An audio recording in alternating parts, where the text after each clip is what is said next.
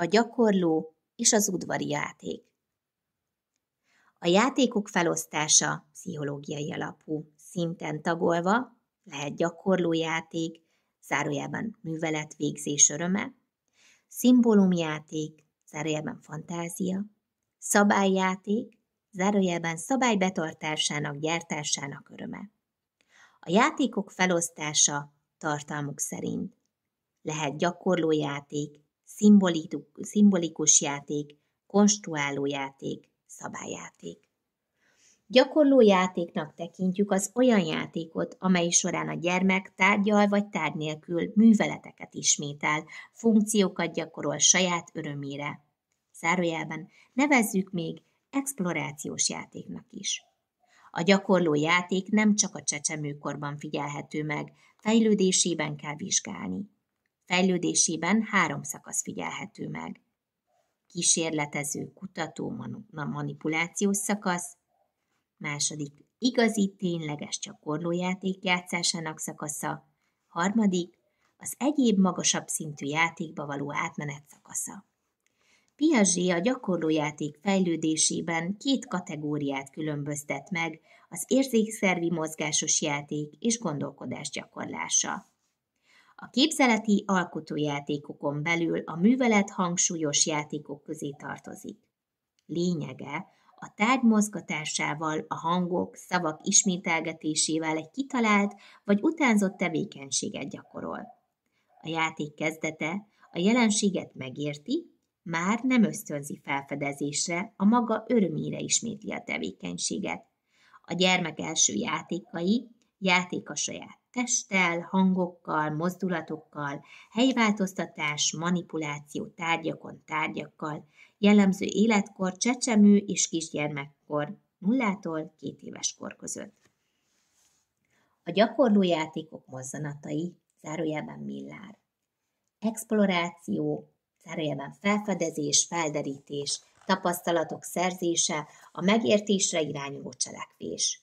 Manipuláció, zárójelben kézzel végzett cselekvés. Igazi tényleges gyakorlójáték játszásának szakasza. Kísérletezik, készségeket gyakorol, nyomogat, csapkod, gyűr, szétszed. Elaboráció, zárójelben ismétlődés, variációk. Az információ kódolása, játékfeladat megjelenése. Magasabb szintű játékokba való átmeneti szakasz. A már begyakorolt készséget bonyolultabb formában is kipróbálja, nehezíti. Zárójelben alig tanult megjárni, de táskát cipel, hátrafelé lép. Gyakorló játék jellemzői. Kiemelkedő az érzékszervek működése, kis és nagy mozgást ismétlésekkel és szabályok felállításával gyakorolja, tárgyakkal vagy anélkül. Egyre több műveletben ismerhető fel a felnőttek utánzása. Az egymás melletti játékok során ez a játékforma lehetőséget teremt a társak játékának megismerésére, a velük való kapcsolatfelvételre, az együttes játék igényeinek a megjelenésére. Jellemző öröme az új képességek tudatosságának öröme, a szem- és kézmozgás összehangolása. A hatékonyság, a saját tevékenység és a megjelenő változás közötti összefüggés felfedezése. Mit tanul a gyermek ezekben a játékokban? Tanulja fókuszálni a tekintetét, megtanulja elválasztani a tárgyakat saját cselekvésétől, gyakorolja az ülést, mászást, kúszást, járást, tanulja összehangolni a mozdulatait, tapasztalatot szerez a téri viszonyokról, ismerkedik a tárgyak fizikai tulajdonságaival, felfedezi az oksági összefüggéseket, növekszik önállósága, kialakul önbizalma, a gyermek a játék fejlődésével szoros összhangban bontakozik ki a gyerek érzelmi élete. Fejlődik kézügyességgel, finom motoros koordinációja, a gyakorlójáték hatására fejlődnek a beszédfunkciói. Gyakorlójáték csoportjai. Hang- és beszéd gyakorlása. Különböző játékhelyzetekben figyelhető meg 2-3 éves kor környékén. Nagy mozgásos gyakorlójáték, például asztal alá bújni, onnan kijönni, egymás után többször. Addig okoz örömet, ameddig még valamilyen nehézséget okoz.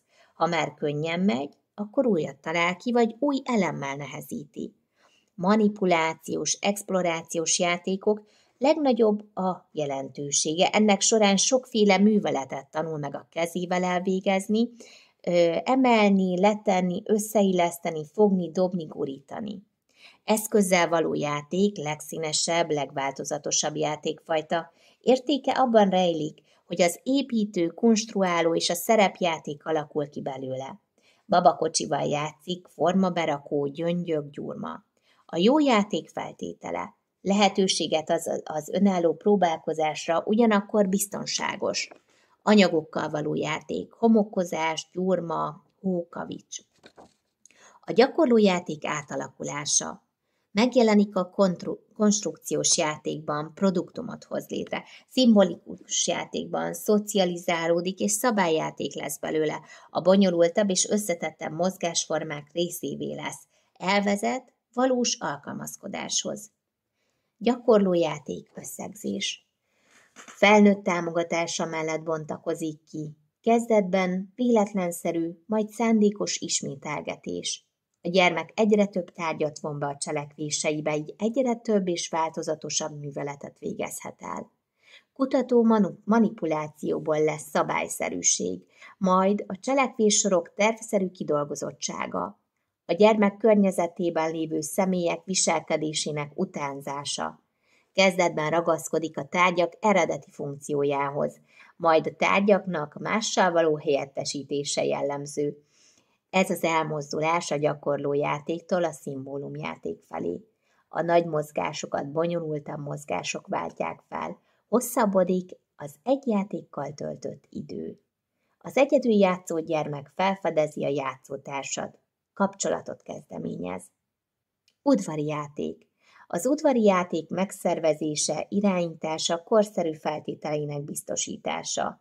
Az udvari játék sajátos vonásai, mozgásos játékok. A pedagógus szerepe a mozgásos játékok szervezésénél. A sajátos udvari körülmények megváltoztathatják a játék alakulását, megkezdését, a játékfeltételek megteremtését, a játék lefolyását és folyamatosságát. Az udvaron megnövekszik a játéktevékenységhez szükséges hely, ez új vonásokkal gazdagítja a gyermek játékát. Az udvaron is ki lehet alakítani tematikus játszóhelyeket. A szerepjáték, a barkácsolás és más tevékenységek megjelenése az udvaron pedagógus feladata. Különböző burkolatok és talajtípusok az udvaron, ez célfeladat. Az udvar célszerű felosztása, állandó és alkalmi játékszerek és eszközök. Az udvari élet szokásszabályrendszere, zárójelben csoport és egész óvoda.